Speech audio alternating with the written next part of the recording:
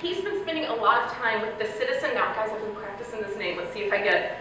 Potawatomi? Did I get it? Potawatomi. Yeah. Second, guys, I've just been like standing in front of the mirror like Beetlejuice, like Beetlejuice with that. And it's worked every time. I mean, nobody's shown up when I've said it 3 times, but Potawatomi.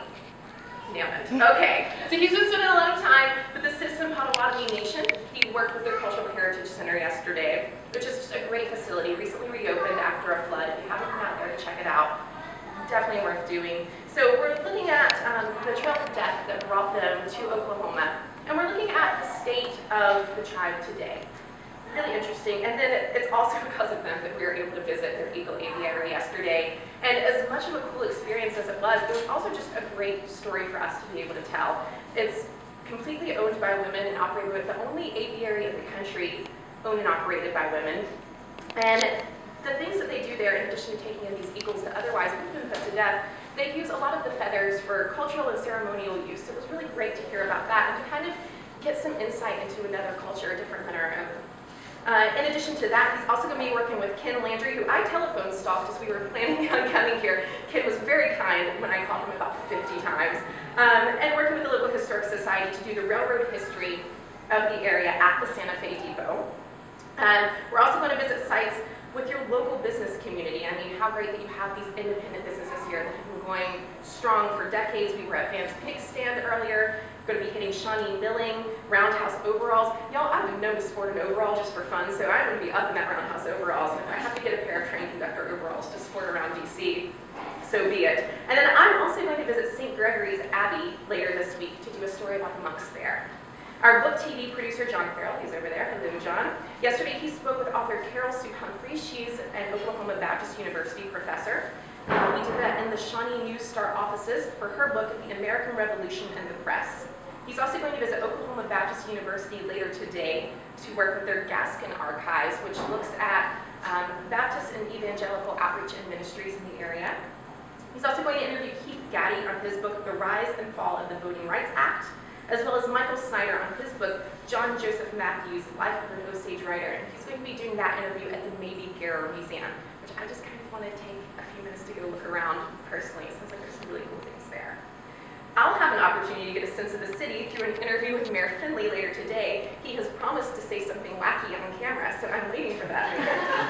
And then also yesterday, I got a sense of the city by taking a driving tour with Justin Erickson, city manager. We did sort of a carpool karaoke style thing. Justin would not sing with me.